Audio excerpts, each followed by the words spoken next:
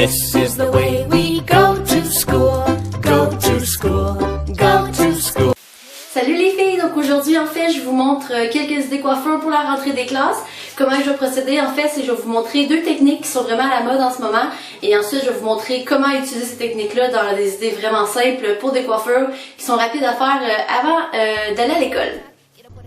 Donc la première technique est vraiment simple en fait, il suffit simplement de tenir une grosse mèche, de prendre son index et son pouce, de faire un trou au-dessus de la mèche et aller chercher la mèche pour faire un twist sur lui-même.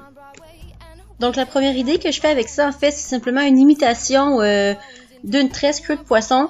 Donc en fait la technique que je viens de vous montrer, on va la reproduire sur une couette en fait que j'ai mis sur le côté, donc on va la reproduire le nombre de fois qu'il est nécessaire selon la longueur des cheveux et ça va faire un petit peu l'imitation queue de poisson qu'on connaît tous.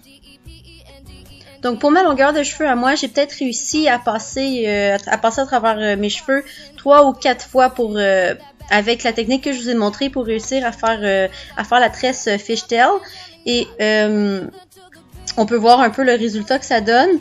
Puis c'est de travailler aussi avec pour que ça donne vraiment le résultat qu'on veut. Là, on peut le faire plus serré ou plus lousse. Et ensuite, moi, je coupe l'élastique juste pour donner un look moins serré à la tresse.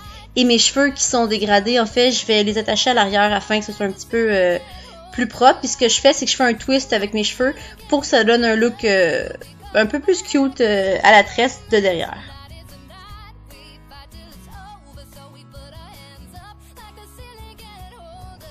Donc en fait la deuxième idée, vous pouvez vraiment la travailler comme que vous voulez. Celle-ci c'est vraiment une idée de base que je vous donne. Donc pour commencer, en fait on va séparer les cheveux en 3 couettes un peu plus vers le côté parce qu'on va finir la coiffure sur le côté. Donc une fois que les 3 couettes sont faites, on fait le truc que je vous ai fait, on passe la couette sur elle-même et on le fait avec les trois petites couettes qu'on a fait.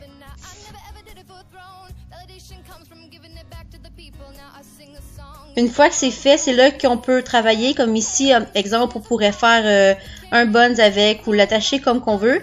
Pour moi, aujourd'hui, ce que je fais, c'est que je vais simplement prendre une élastique transparente et les attacher les 3 ensemble et laisser le restant des cheveux vers le devant. Donc, vraiment un look très simple et qui passe un peu partout, peu importe que ce soit à l'école ou qu'on aille travailler. Donc la deuxième technique est très simple en fait, on fait simplement prendre 2 mèches et on vient faire un nœud dedans. Donc le même principe que pour attacher des souliers, on prend les 2 mèches et on le passe une par-dessus l'autre et on vient faire un nœud.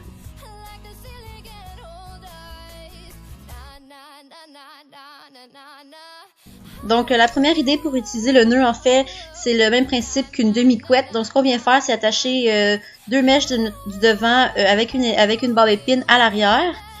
Et ensuite, on va utiliser ces 2 mèches-là et on va faire le nœud avec. Une fois que le nœud va être terminé, en fait, c'est là que tout de suite, on va venir l'attacher avec une élastique transparente afin que le nœud ne se défasse pas et qu'il reste vraiment serré comme qu'on le veut vraiment.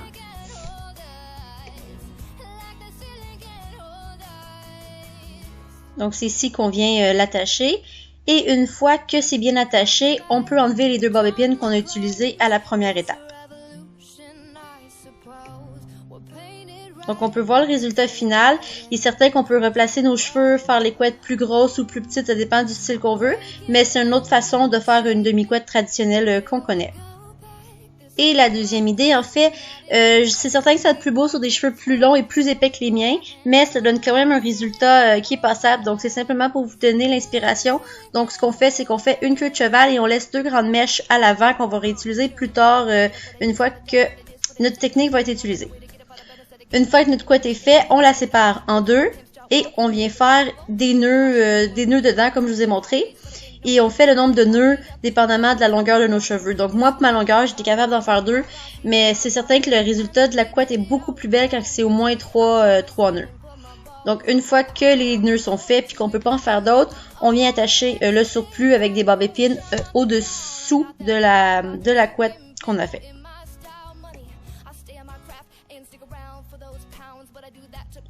Ensuite, on vient rechercher nos couettes qu'on a laissées à l'avant et on les fait passer par-dessus la couette. On lui fait faire le tour et on l'attache en dessous où qu'on pourra pas voir les bobépines.